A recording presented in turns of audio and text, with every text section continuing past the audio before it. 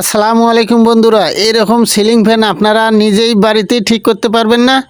পারবেন। আমি 100% গ্যারান্টি দিচ্ছি, আপনারা নিজেই বাড়িতেই ঠিক করতে পারবেন। তো এখানে দেখতেছেন একটা সিলিং ফ্যান। আমি আজকে আপনাদেরকে শেখাবো কিভাবে সার্ভিসিং করবেন আপনার ফ্যান।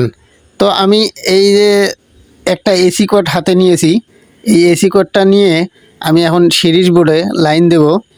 এই দেখেন, আমি সিঁড়ির বোর্ডে লাইন ঢুকাইছি।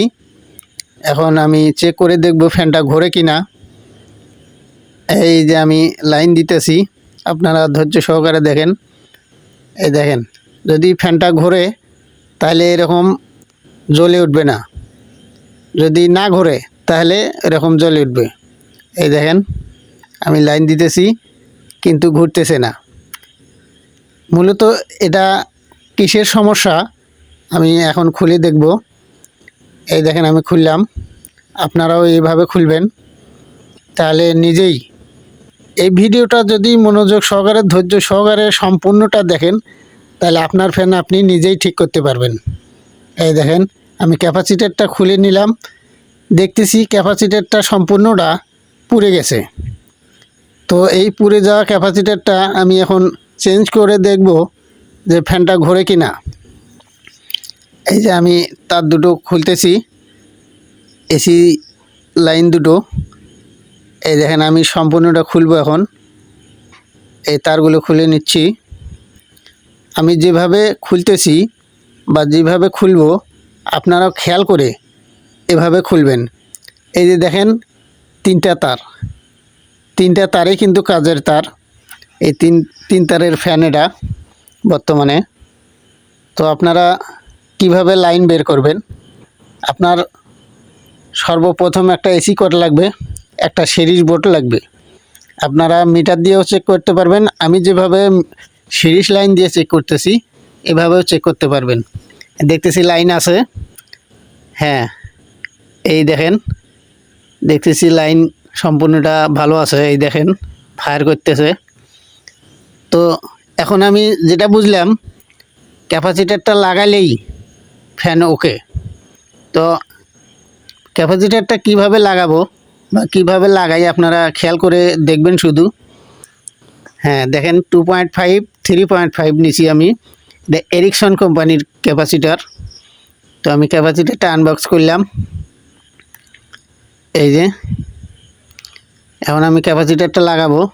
এটা 3.5 ক্যাপাসিটার। তো এভাবে আপনারা যদি বাড়িতে ভিডিওটা খেয়াল করে দেখেন, তাহলে বাড়িতেই এরকম কাজ করতে পারবেন।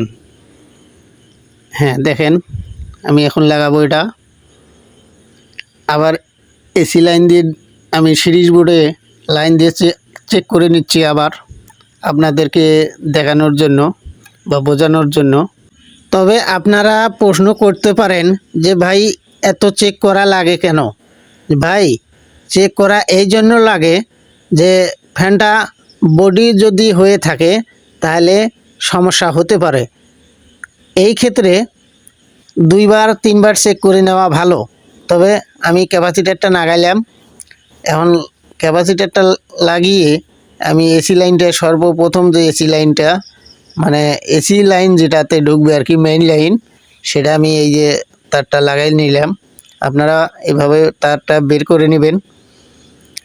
সিরিজ বোর্ডে লাইন দিলেই বুঝতে পারবেন যে এসি লাইন কোনটাতে ঢুকবে। এই দেখেন, আমি একটা লাইন এসি লাইনটা, মেইন লাইনটা বের করে নিলাম। তারপরে এখন এই ক্যাপাসিটারে যে লাইনটা ঢুকবে সেটা আমি লাগাইছি অলরেডি। তো এখন আমি তারটা ঢুকিয়ে নিচ্ছি। এই দেখেন, হ্যাঁ একটু জায়গাটা ছোটো, তো এই জন্যে ঢুকাইতে একটু কষ্ট হইতেছে। তো আপনারা আমার সাথে থাকবেন। হ্যাঁ, এই যে আমার অলরেডি ঢোকানো হয়ে গেল। তবে আপনাদের কাছে একটা রিকোয়েস্ট, আপনাদের যদি সার্ভিসিং বিষয়ে কোনো প্রশ্ন থেকে থাকে তাহলে আমাকে কমেন্টের মাধ্যমে যে কোনো প্রশ্ন করতে পারেন, সমস্যা নেই। প্রশ্নর উত্তর দিতে চেষ্টা করব আর কি। তো যাই হোক বন্ধুরা, ভিডিওটা কেমন লাগলো কমেন্ট করে মতামত জানাবেন। লাইক কমেন্ট শেয়ার করতে ভুলবেন না। আর এখনও যারা এই চ্যানেলে নতুন রয়েছেন চ্যানেলটাকে সাবস্ক্রাইব করে দিবেন। সাবস্ক্রাইব করে দিয়ে আমার পাশে থাকবেন ইনশাআল্লাহ সব সময়।